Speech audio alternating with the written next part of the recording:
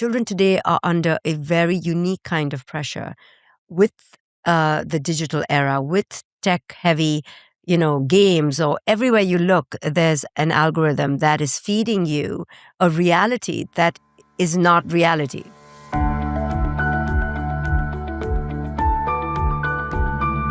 Welcome to the Inflammation Code podcast. It's me, your host, Dr. Shivani Gupta, and I'm so excited for the special guest I have in front of me today. Dr. Shefali is a world-renowned New York Times bestselling author, the author and the creator of the conscious parenting movement, and so much more.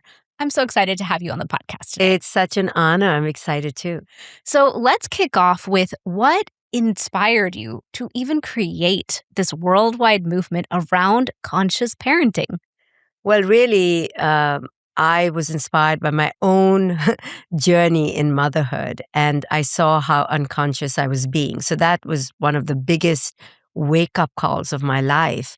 But I had been interviewing, and meeting people and my own clients in my practice who would always tell me how their childhoods had deeply and profoundly affected them. So I was aware that, parents have such a big influence. We all are aware of that on some level, but it's when you become a parent that you really see it in motion and action. And then I began to dig deeper into, I'm educated, I'm financially well off, I'm stable. Why is it that I'm so reactive to my child? And that's when I realized many things, which then helped me, kind of create conscious parenting and think of it as a revolution that needs to occur in the world if we want to raise our children differently. Makes sense. I know you're a clinical psychiatrist. Psychologist. Clinical psychologist. Sorry, Yes. I always mix up those words. Yeah. And I know you've been seeing clients for years and working with them. And I'm a parent myself. I Yes. have a 12 and a 15-year-old, a Right. son and a daughter. Mhm. And I have been following your work for many years. Yeah. I know Oprah had you on her show and talked about you as the parenting expert for the world that we all need. Mhm. When you saw people come into your clinic, especially the moms, Right. and as we're aging through our 30s, 40s, 50s, 60s, and so much of my audience is women in that perimenopause, menopause transition, midlife transition, Right. we'll call it. Right. How have you seen that transition in our own lives start to affect how we are parenting? Because I saw a statistic recently that when it was 1970, the average age when we had children was closer to 21 years old. And then now in the late 2020s, we're starting to see that move up towards 27 with a large majority of people having children after 30. So I see this huge cultural shift happening, but a lack of conversation around how are we managing it as the women? Yes. Well, I think we are allowing ourselves to be overwhelmed by the culture, right? So we have to take some responsibility that we are co-creating our own stress and our pressure. No one is forcing us to take our kids to 10 hobbies or 10 activities. No one is forcing us to go to the gym and make our green juice and have our matcha tea. No one is putting pressure. We indoctrinate that pressure. So I want all parents listening to know that culture can do whatever culture wants to do, but it's our choice and our decision to succumb to that pressure. And each one of us has the right and the freedom to curate, to create our own destiny, our own lifestyle, our own choices, and how we raise our children.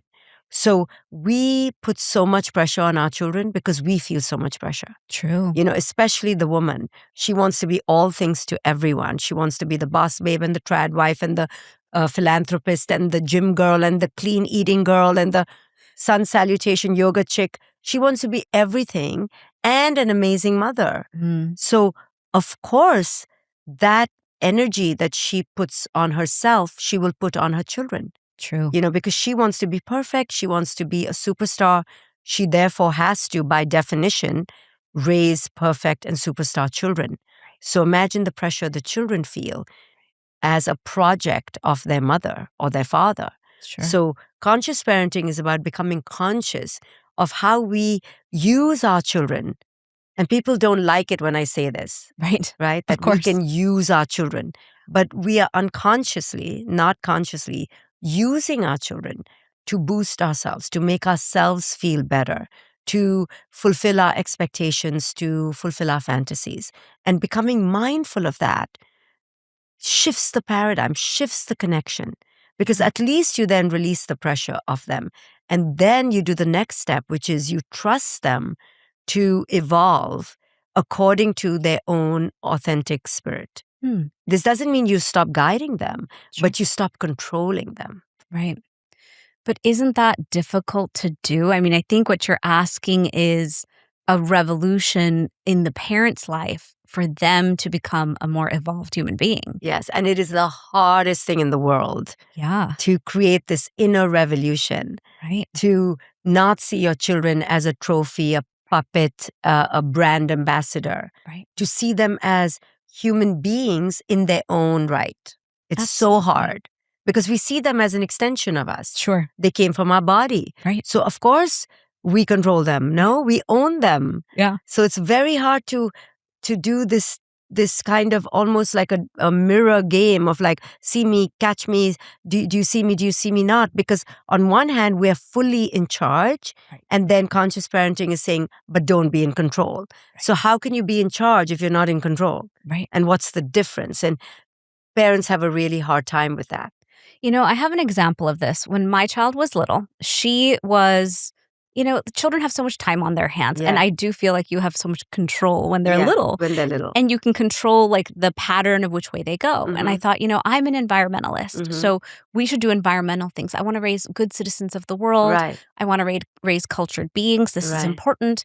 I grew up going to India every year of my life. This is important that they have this. Right. And so I ended up turning my daughter Anya into Yeah. this incredible environmentalist. Yeah. She has the most beautiful website. She's Mhm. written 3 books. Mhm. She has created her own movement. Yeah. And at the time, I hadn't built my company yet, Yeah. the company I have now that I enjoy. Right. And so I was taking all that creative energy Right. and unfolding it through her. Yes. And at some point, I said, Anya, you could be Greta Thunberg. Yeah. Do you not understand? You could change the whole world. Yeah. And she just looked at me and said, Mommy, that's not what I want to do. I just Right. want to go clean beaches with you and have fun. Yeah. And so it's such a powerful example to me of what you're saying. Yes. Because I could have kept pushing. But at some point, I find when children turn into these tween teenager ages, all of a sudden you have lost almost 100% of control. And your job is to back out of the room slowly and kindly Yes. and switch gears. Yes. And so I took a different approach and I said, this project that I created with you is yours. We can keep doing it if you love it. And if not, that's okay. Yeah. I'm glad we had fun. Yeah. I'm going to go put all my energy into my new epic company. Yeah, you see, you had another baby. Yeah. And you went and gave her energy, right? Right. But many parents don't have another passion.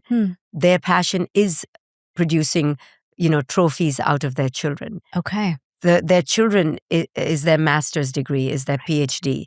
And that is so toxic and dangerous. I'm sure. And that's why every parent needs to have their own lane, their own business, their own purpose, even if it's not a business, but their own Hobby. passion, their own hobby. So they don't use their children to fill their time and to give them a sense of worth. Sure. Yeah. That is so interesting. It's such a powerful thing to highlight because you're Yeah. right. I have seen shows like Dance Moms and these things where you can see the mother or the parents are really living vicariously Yeah. through that child. Yeah. So then what is the after effect of that if we do that? Oh, well, that is what happened to many of us growing up, where we were following our parents' patent, we were following their prescription and becoming their mirror of who they needed us to be. Sure. And so then what happened to us, right? We lost our authentic self. Right. And then we make poor choices in relationships or career. And then in our 40s or 50s, we wake up and go, who am I? And we don't have a clue who we are. So if you don't want your child to go through life to then have to come back to reclaim who they are, Sure. you try in their childhood to keep them as close to their authentic spirit as possible. So they don't go through this loss of self. Sure. Then they have to go reclaim themselves. Like, don't make them go through that. Right.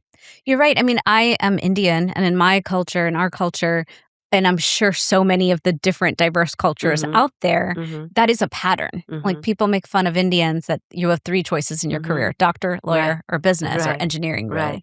And now as a parent of teenagers, we're looking at our children like, are you going to pick something of worth? Are you going to pick something that ensures your success? How do I safeguard your success? And if I cannot safeguard your success, I have to put that away as safety nets for you. Right. And so it's an interesting conversation I see happening where some parents are hitting a point in the teenage years where they say, I don't need you to go to an Ivy League. I actually don't care where you go to college. It's about what makes you happy. Yeah. This is about you. Yeah. But then there's another whole group that really wants the top A+ solutions. And you're right, it is part of their ego. Yeah. So how have you been able to work with your clients and say, look, this is actually about the child? And are you seeing that in this generation, the children are kind of lost? Yeah. There's too many choices on the table. Right. So how do they even pick from what they're actually meant to do? Right. Even though in this generation, children look lost because they have too many choices, that's an illusion. Those choices are still driven by ego. Okay. You know, the current culture, even today, Gen Zs, my daughter's a Gen Z, or millennials, are still driven by a pressure to perform, a pressure for perfection. And that's why I wrote these 2 new books. I had to write them, even though I've written, these are books 8 and 9, even though I've written so many books in my life, I had to write these 2 new books because children today are under a very unique kind of pressure with the digital era, with tech-heavy, games, or everywhere you look, there's an algorithm that is feeding you a reality that is not reality, right? True. So everyone is living with this false reality, and it's not a shared reality. So our children are buckling under the pressure. The mental health stats are so scary right now. Yeah. Anxiety at an all-time high, ADHD through the roof, self-harm, cyberbullying, loneliness. The loneliness epidemic is just shocking, especially amongst boys.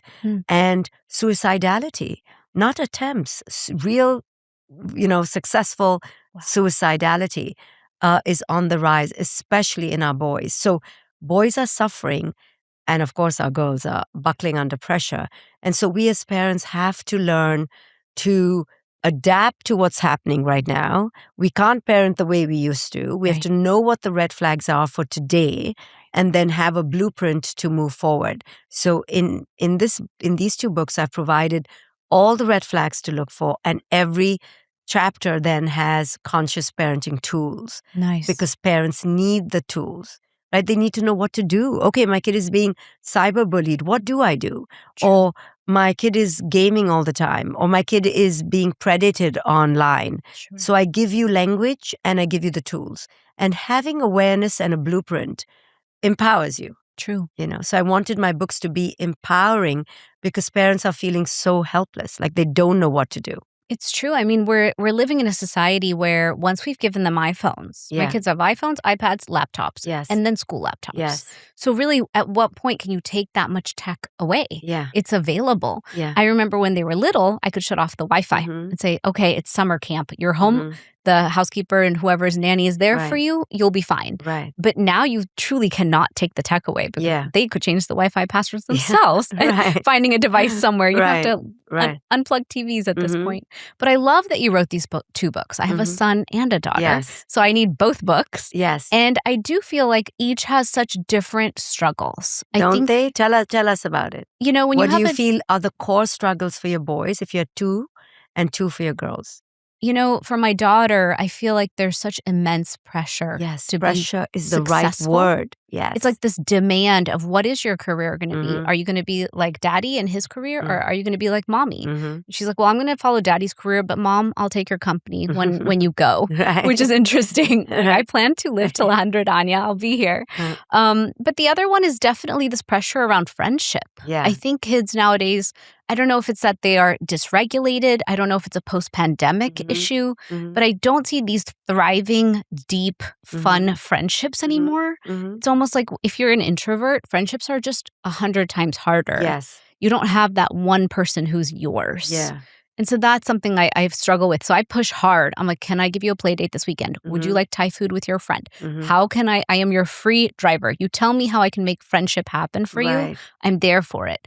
And it's still hard. Yeah. So yeah, I think the girls are definitely struggling. Yes. And what do you see in your boy? In my boy, he's definitely more happy-go-lucky. He's Mhm. still 12, Mhm. but definitely this huge addiction to YouTube and watching all these shows Mhm. online. I would say friendship is a struggle as well. Just I'm trying to find friendship. I'm like, can we go to Topgolf? Can we go anywhere? 4 friends. Find any 4 friends. I Mhm. will pay for you to have fun anywhere on earth. Yeah. And still it's hard to get them to gather. Yeah. So again, friendship, I see them kind of being lonely. Yeah. They're a bit of loners. Yeah. And then it's like, how do I support you in understanding that your friendships are how you're going to Yeah. thrive? Yeah. That is a huge challenge. And I hear you saying it happening for both. Yeah. Kids on average used to play outside a decade ago at the approximate 13 hours a week. Wow. And now that's dropped to 5 to 8 hours. So when they used to be outside, they used to meet each other. They used to, deepen friendships and have fun and play and take risks together and have adventures. If one of them fell down and the other helped them, now you've created a bond. Right. But now all of that has been taken away and kind of just, roughshod. We are now, the outside play has just been taken away. Sure. And now we've isolated our children, anesthetized them in a way to be in safe little basements, Sure. in cozy little houses where they're on their screens. So they're not taking risks. They're not scraping knees together. They're not killing bugs together. There's no risk and therefore no bond, real life embodied bonding.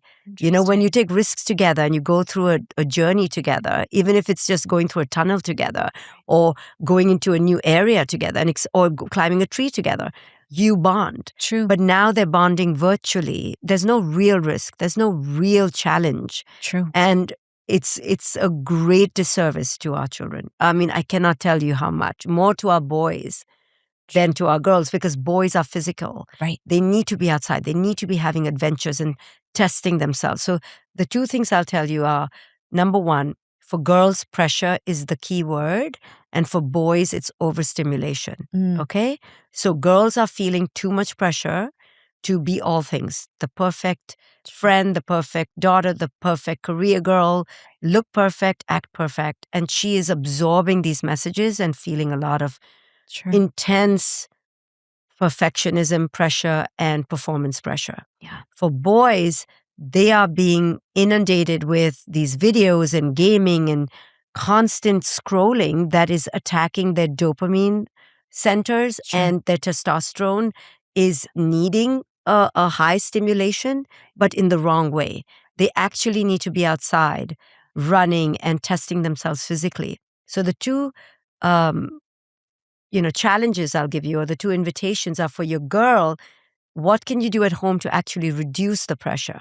So maybe don't tell her to be pressured to find friends. Tell her it's okay if you're alone. It's okay if you're bored. It's okay if you're doing nothing. Right. And, even what you said, she's choosing between mom and dad. Yeah. That's pressure and pressure, okay? The two doctors, both are pressure. Right. So how can she not have pressure? How can you release the pressure valve? Yeah. So partly that's by how you show up, how your husband shows up, but also what you tell her, like, these are not the only two ways to be successful. These are not the only two careers to have. Right. How can you allow yourself to be lost a little bit and not know, right? And then for your boy, the invitation for you is to, again, not put pressure to find friends, but to find him communities where he can be physical and where he can do physically challenging things. Because through the body, boys talk side by side, not face to face.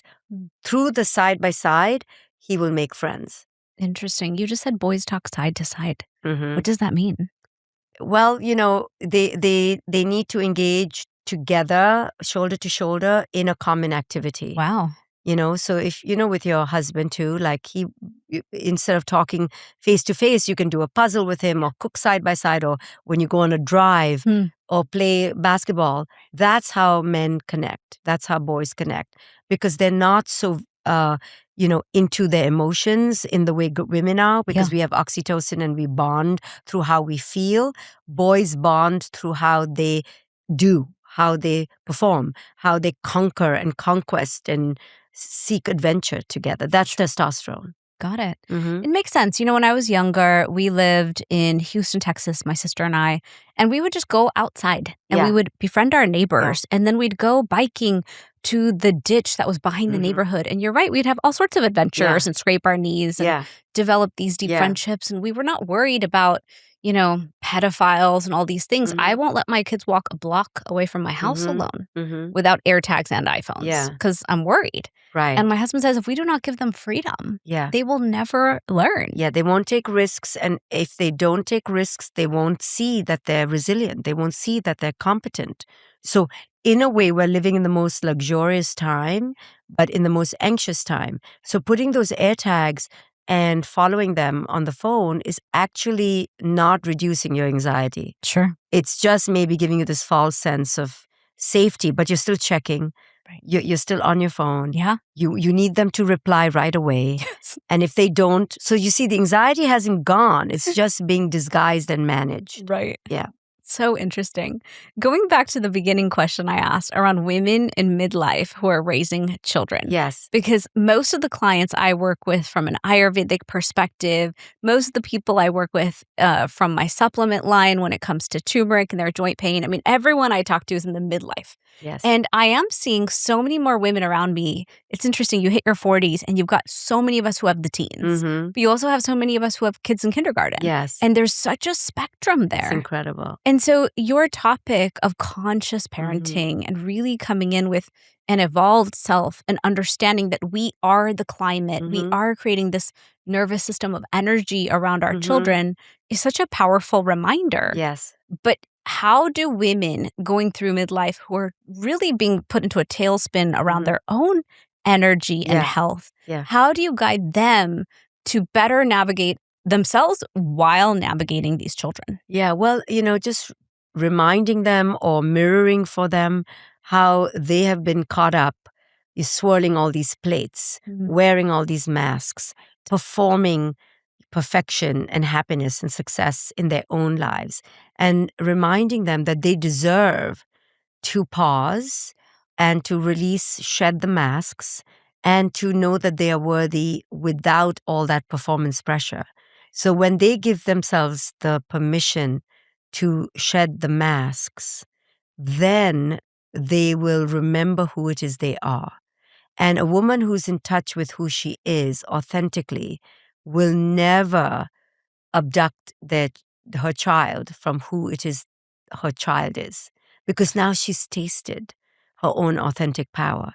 Right. And when you've tasted your own authentic power, you want everyone around you to sit powerfully in theirs. Sure.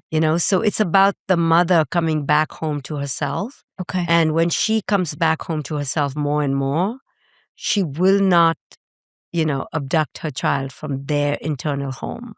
It's such a reciprocal process. What I do for myself, I will do for my child. See, the minute you had your own other passion, you didn't need your daughter to have any sort of pedigree or accomplishment for you to feel like a good mother. Correct. You're like, you know what? I don't need this anymore. Why are we doing this? Yeah. Let her do whatever she needs. I have my own source of fulfillment and worth. Right.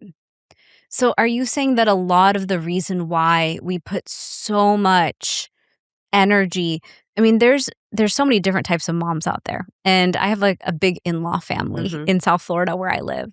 And one of my sister-in-laws is my best friend. And we talk about it all the time, that if you look at each sister-in-law out of the 8 of us. Oh my goodness, you have 8? Yeah. Okay. We have very different parenting styles. Yes, of course. You're talking about 8 very different women who came from 8 different. So your husband has 7 brothers? We consider cousins brothers. Okay, good. Yes. Okay. So he has 3 real brothers and then he has 3 close cousins. Got it. So that's how we have so many of the women in the family.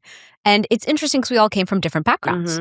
And so each one is raising their children so differently. And now we're hitting the college years almost. We're like within 2 years. Yeah. Is there competition? Yeah. Oh, goodness. You can see it. Yeah. You can see that some people are like top private school, top goals. They're gunning for the Ivies.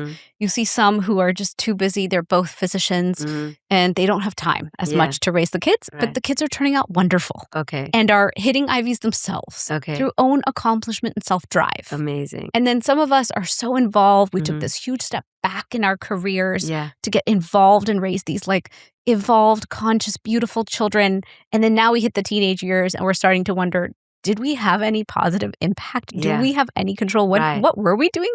Why Right. did we give up 10 years? Because Right. they don't really listen anymore. Mm. And what are we supposed to do here? Mm. How are we supposed to navigate this journey? Right. But here's the thing, right? We look at the outcome as an indicator of our parenting. Correct. And if we don't see those milestones, then we feel we've wasted time and failed.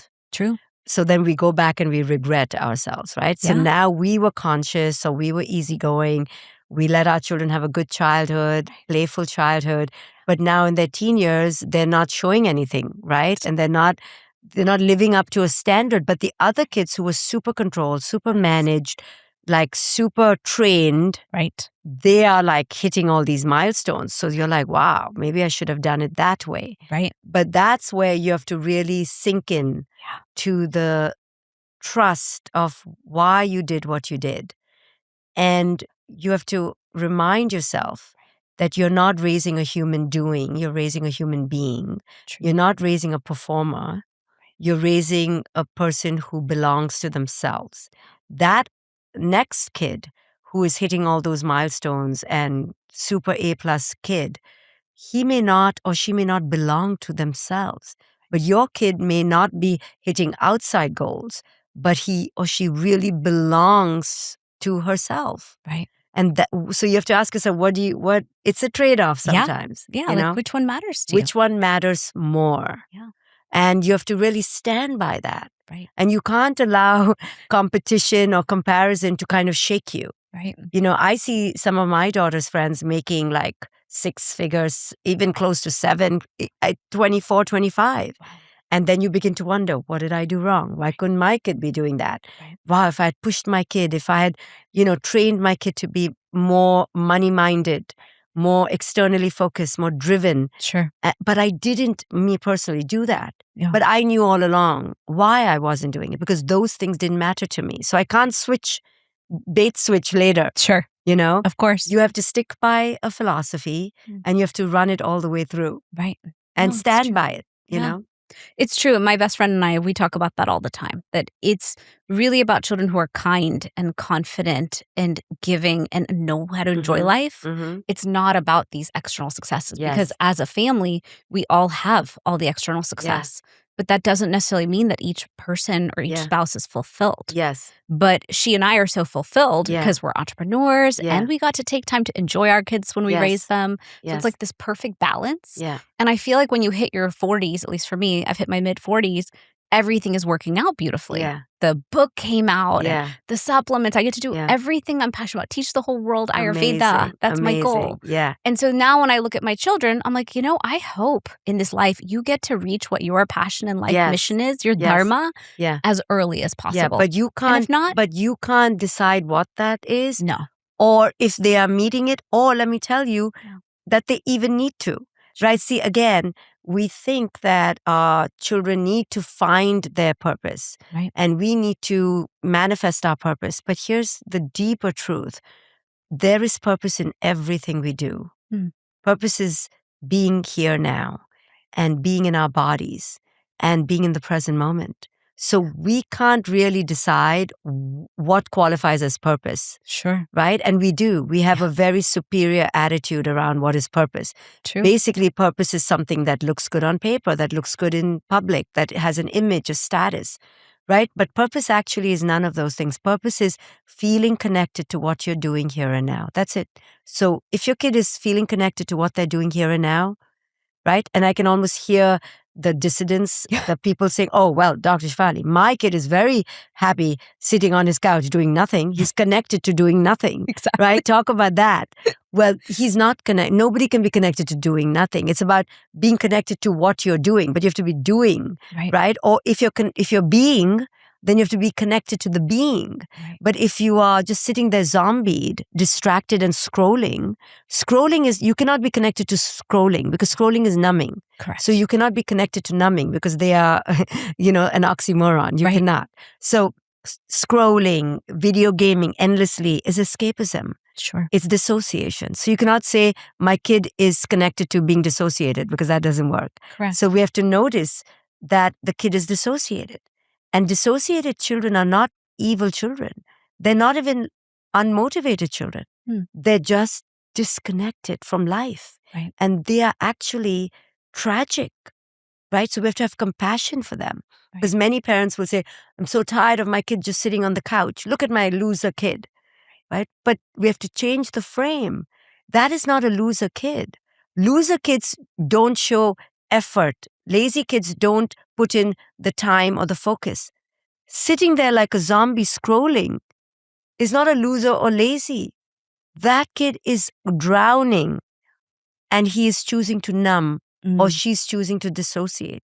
Sure. Right? And we have to change the frame, because when we change the frame, we show compassion. Right. If we're like, he's a loser, then we're almost writing them off. And the next question I have then is, as we're seeing a society and a generation and a culture that's always disassociating Yes. and disconnected, Yes. I've gone through seasons where I'm fully addicted to Instagram and to my phone. And I'll hire teams. I have a team right now that's like, we are growing your content. Okay, well, what are we spending all our time in? We're all in Instagram, studying, learning, applying, messaging. But that can become so addictive. So really, is it that the parents are constantly mirroring this behavior? Absolutely. That's why I have woken parents up in these books that it's you. It's not you only to feel guilty, but it's also you to feel powerful and liberated that you can make a choice. Sure. But if children get their sense of self from parents, but the parent is always on their phone and distracted and not engaged, then where does the child go for their sense of self? Then the child will do the same thing. Look outside and turn to porn or turn to social media for validation, for safety, for stimulation. Right. So if you're not there to help the child regulate, then the algorithm will regulate your child for you and then will make them an addict as well. Sure. Yeah. Are you seeing that in this current generation and in your clinical work, not only are the parents so disconnected and constantly finding something to numb, I'm going to assume it's food, it's alcohol.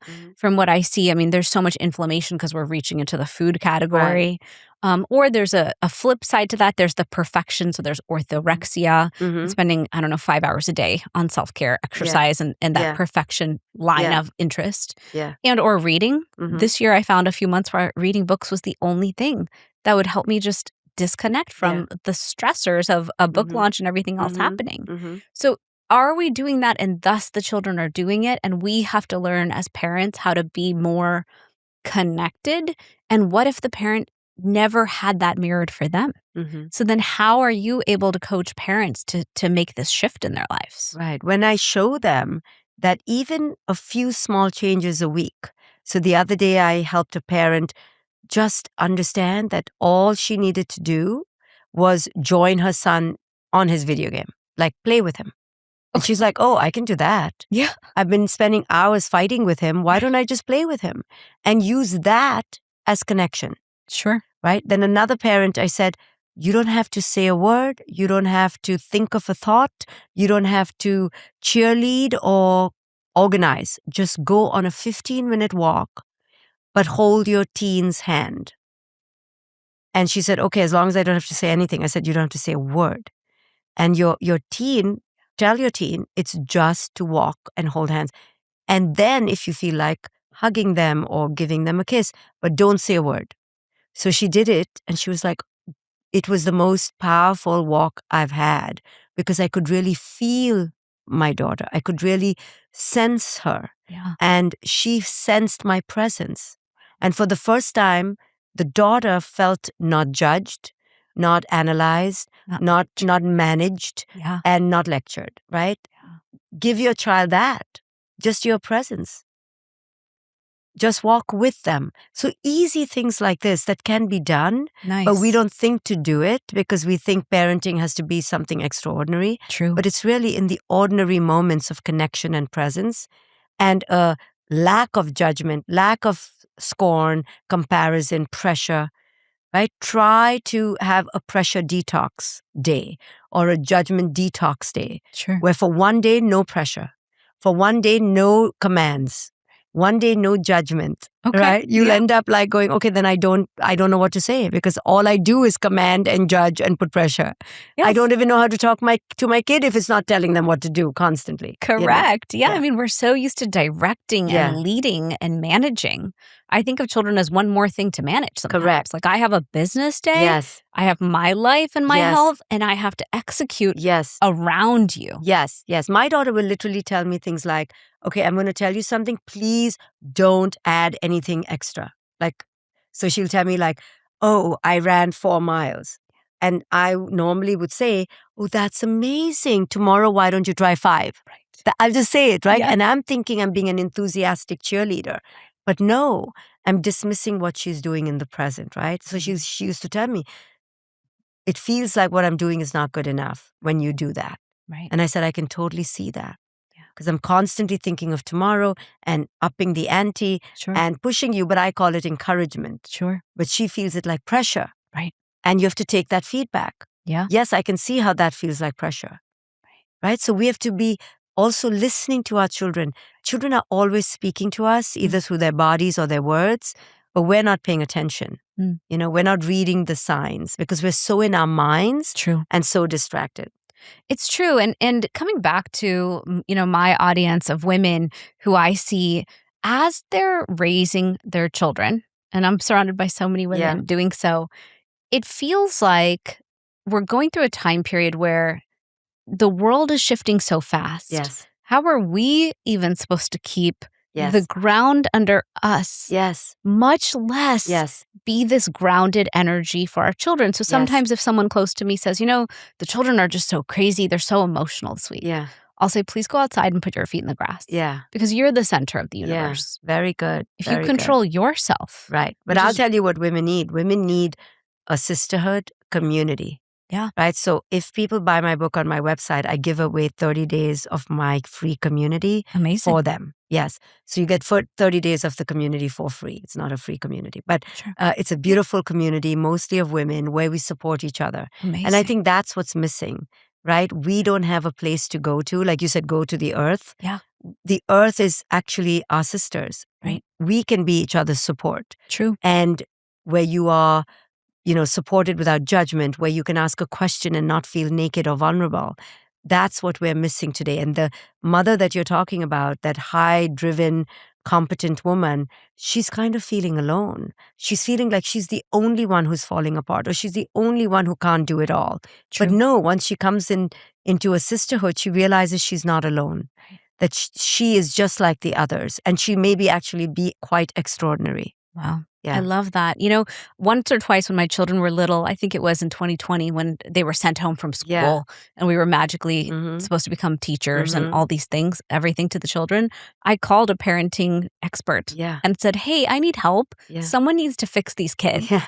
And I remember she said, no, that's not who we work on. Yeah. We work on you. Yeah. And I was like, I'm not ready for this work then. Yeah. But that is the highlight of your work. I mean, you Yes. have brought forward this message of we must be conscious parents. Yes. If we want to raise conscious, healthy, balanced children. Yes. And I also think of it from the perspective of your parenting experience. Yes. I get to have these children. It's why I've always been so focused on having a healthy pregnancy, healthy body, healthy life.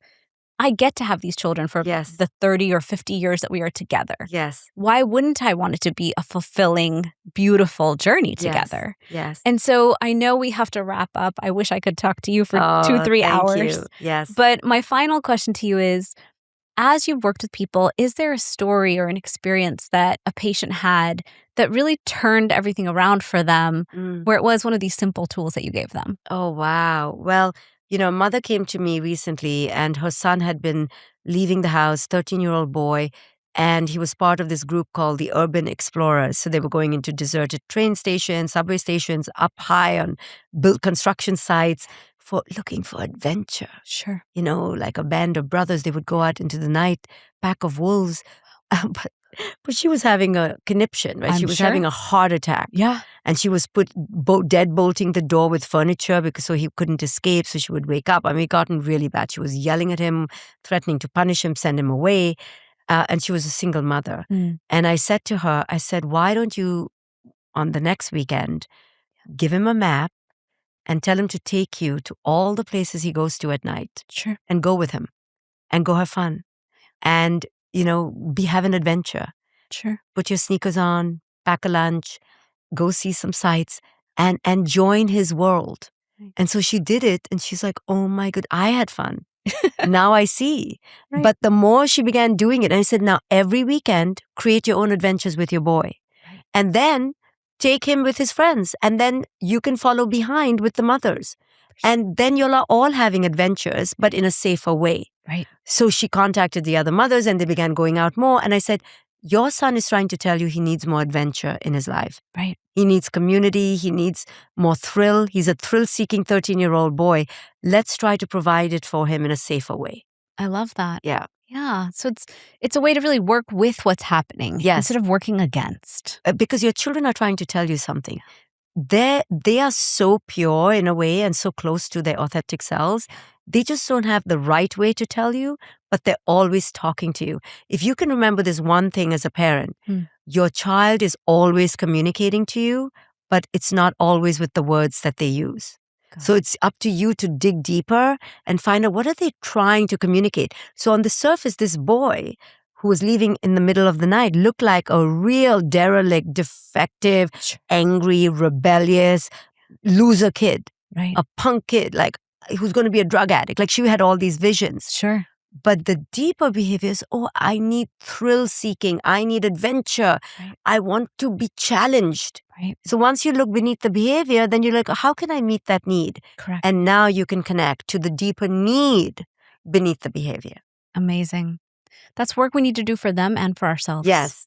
I love that. Yes. Well, Dr. Shefali, will you share where everyone can find you, Yes. where they can find your book? This community sounds amazing. Yes, I I'm have ready an to sign amazing up. Community. I need both books for my children, so yes. I'm excited to get them as So well. let me just tell all the women listening and the men, they can go to my website, drforDrShefali.com. I have my community there. I'm giving it away. I have courses I'm giving away. I'm giving freebies, masterclasses, summits, so they can buy the books there and then get all this free stuff. Also, anyone who wants to be a coach like me and do this work, I have an amazing coaching institute. And for anyone listening who's moved by conscious parenting, this may be your next calling. I have certified over 1,600 coaches now, all over the world. So anyone looking for a second career, for more purpose, I just said, I know you can't look for purpose, but if this feels like your purpose, you can become one of my conscious coaches. And lastly, I'll say, I do retreats around the world for women. My next retreat is in Bali. I have retreats all over. So join my newsletter to find out more. Yeah. Amazing. Yeah. Sounds wonderful. Thank you. Well, Dr. Shefali, thank you for coming onto my podcast. Thank you for sharing these incredible books. Yes. Raising Conscious Sons, Raising Conscious Daughters. Everyone check out her website, drshefali.com. You are such a revolutionary influence in the world. I have been following your work for I think over a decade now and learned so much from your teachings. So thank you for all that you do. Thank you.